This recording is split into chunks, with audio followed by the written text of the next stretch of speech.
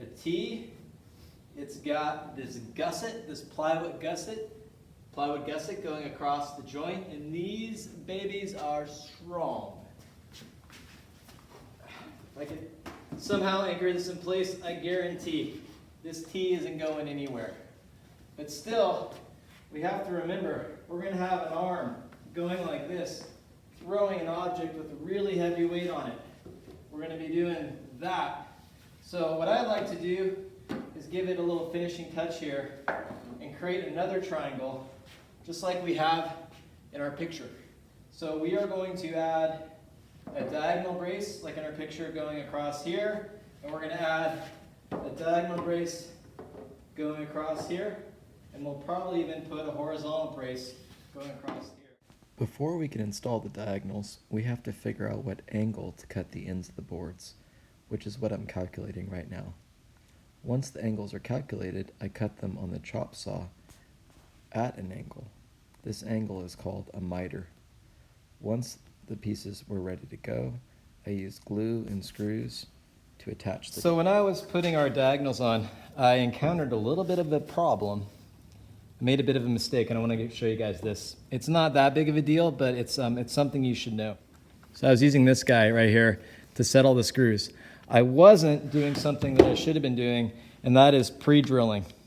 So it's always a good idea when you're drilling a hole or putting a screw in a piece of wood to drill a hole first.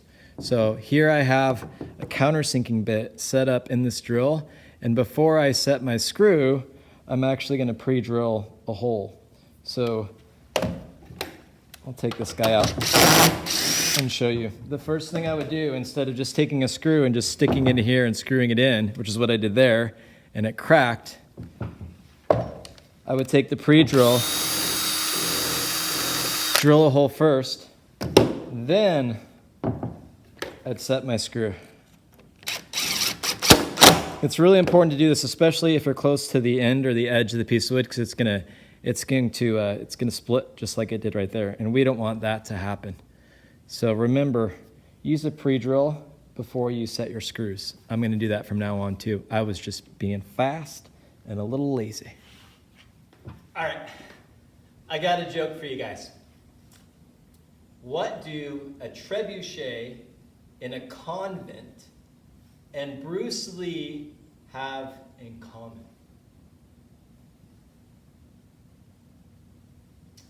They're both nunchuckers. I thought it was pretty funny. Okay. So we now have our reinforced sides built. You'll notice we went crazy with the triangles. We got the triangle here for our gusset on the bottom, which is holding the T together.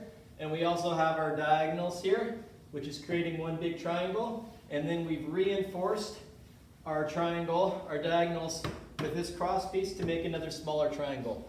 This thing is rock solid. If you look at the construction of it, actually it's kind of similar to what a bridge would look like, if you think about it. This is a really strong, probably overbuilt side for our trebuchet. One thing I'd like to talk about really quickly is how we're putting this together. You'll notice this whole thing's pretty much been put together with screws and glue. Now, we didn't use any nails in the construction, and the screws we're using are actually drywall screws, which are really brittle. They're not very strong at all. So why did I do this if I want this to be strong? Let's look a little more closely. We're going to conduct a little experiment. I've got 6 pieces of wood. We are going to nail 2 pieces together. We are going to screw 2 pieces together, and we're going to glue 2 pieces together. And we are going to see which way is the strongest way, or which fastener is the strongest fastener that we can use to attach 2 pieces of wood together. So again, your options are nails, screws, and glue. And we're just using regular old Elmer's white glue. Which one do you think is the strongest way to attach 2 pieces of wood together? Here's our nails.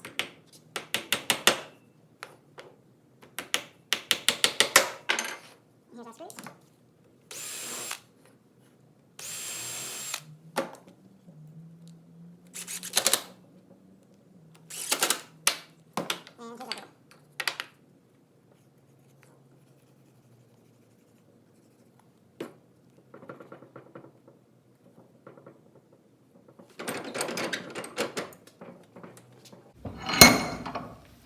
we're gonna leave this in the vise overnight.